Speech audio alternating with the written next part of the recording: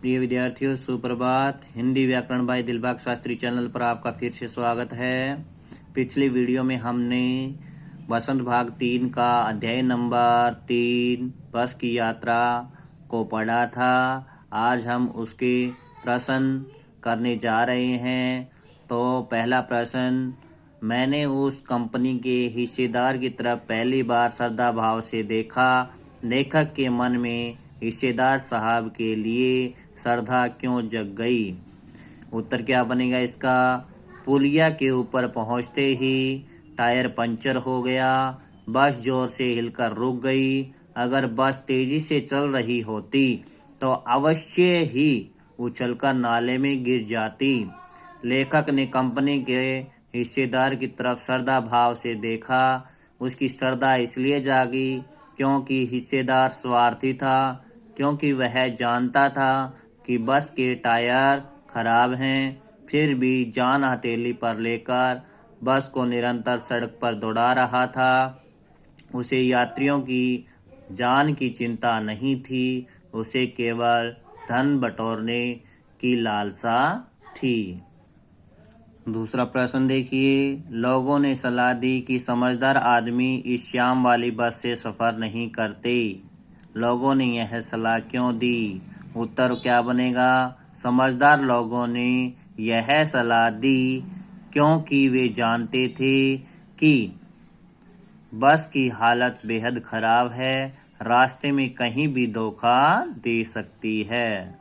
अगला प्रश्न देखिए, ऐसा जैसे सारी बस ही इंजन है और हम इंजन के भीतर बैठे हैं। लेखक को ऐसा क्यों लगा? उत्तर क्या बनेगा? बस का इंजन जब स्टार्ट हुआ तो पूरी बस बुरी तरह से हिलने लगी और यात्री भी हिलने लगे। ऐसा महसूस हो रहा था कि पूरी बस ही इंजन है और यात्री इंजन के भीतर बैठे हैं। लेखक को भय मिश्रित आशंका हो रही थी। अगला प्रश्न देखिए, गजब हो गया, ऐसी बस अपने आप चलती है। लेखक को यह सुनकर हैरानी क्यों हुई? उत्तर क्या बनेगा? लेखक ने यह बस की ऐसी क्षीण व जर्जर अवस्था देखी तो उसे विश्वास नहीं हुआ कि यह अपना सफ़र तय कर पाएगी।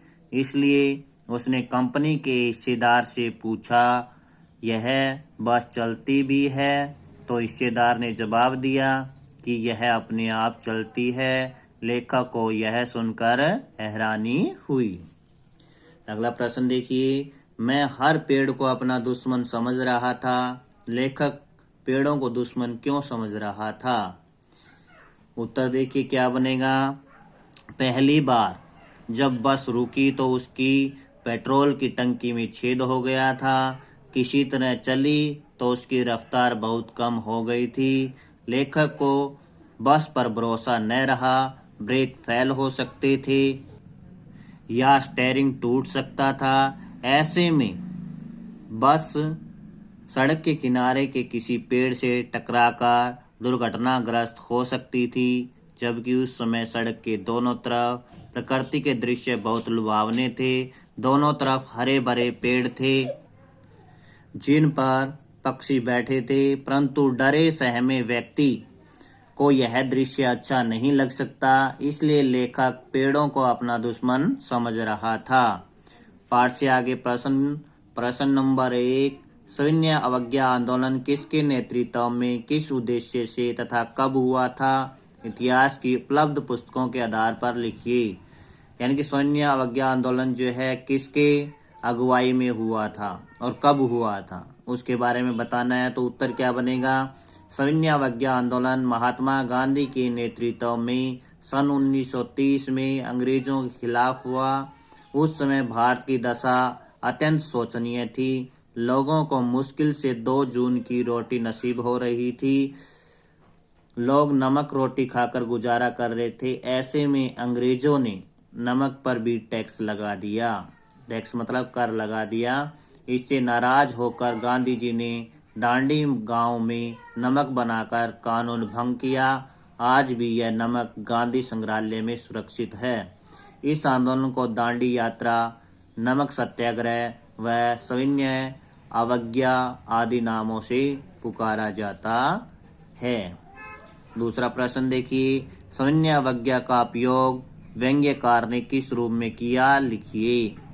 सविनय अवज्ञा आंदोलन, इसका उत्तर क्या बनेगा? सविनय अवज्ञा का उपयोग व्यंग्यकार ने बस के द्वारा जीर्ण शीर्ण तथा खटारा दशा को दर्शाया है। लेखक जब अक्षीण जर्जर बस में बैठ जाता है तो उस बस का एक भी हिस्सा सही नहीं प्रतीत होता। थोड़ी देर बाद बस इस प्रकार चलने लगी कि सभी भाग मिलकर धीरे धीरे एक हो गए। लेखक को यह बिल्कुल गांधी जी के सविनय अवज्ञा आंदोलन की भांति दिखाई देता है। यह आंदोलन 1930 में अंग्रेजी सरकार की आज्ञा न मानने के लिए किया गया था। 1930 को दांडी मार्च करके नमक कानून तोड़ा गया। अंग्रेजों को दमनपूर्ण नीति के खिलाफ भारतीय जनता विनयपूर्वक संघर्ष के लिए आगे बढ़ती रही। उसी प्रकार यह खटारा बस भी जर्जर होने के बावजूद अपनी स्थिति से विनयपूर्वक संघर्ष करती हुई चलती जा रही थी। अगला प्रश्न, अंतिम प्रश्न इस पाठ का। आप अपनी किसी यात्रा के खट्टे मीठे अनुभव को याद करते हुए एक लेख लिखिए, यानी कि अपनी तरफ से लिखना है। एक बार विद्यालय की ओर से राजस्थान के रणथंभौर का मंदिर देखने का कार्यक्रम बनाया। विद्यालय के करीब 100 बच्चे तथा अध्यापक अध्यापिका भी हमारे साथ थे। कुछ लोगों ने बताया कि यह जंगल में है और जंगलों में जंगली जानवरों का हमेशा डर बना रहता है, पर फिर भी सबका उत्साह देखते हुए हमारी प्रधानाचार्य सहमत हो गई। वहां पहुंचने के बाद हमारी अध्यापिका हमें पंक्तियों में लेकर जा रही थी। अचानक हमारी पंक्ति के साथ साथ एक कुत्ता आकर चलने लगा।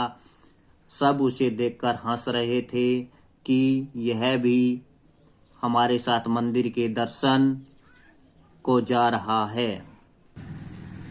अचानक झाड़ियों में से एक शेर तेजी से आया और हमारे साथ चल रहे कुत्ते को खींचकर झाड़ी में ले गया। एकदम से ऐसा हो गया कि सब बच्चे सहम कर खड़े रह गए। किसी की कुछ समझ नहीं आ रहा था कि अचानक यह क्या हो गया। आज अगर वह कुत्ता हमारे साथ साथ नहीं चल रहा होता तो जरूर वह शेर एक बच्चे को मार देता, पर वह कुत्ता जाने कहां से देव बनकर आ गया था और सारी मुसीबत अपने ऊपर ले गया। अध्यापक तथा बच्चे भगवान का शुक्रिया कर रहे थे। उन्होंने देवदूत के रूप में कुत्ते को भेजा। आज भी जब हम इस घटना को सोचते हैं तो हमारे रोंगटे खड़े हो जाते हैं।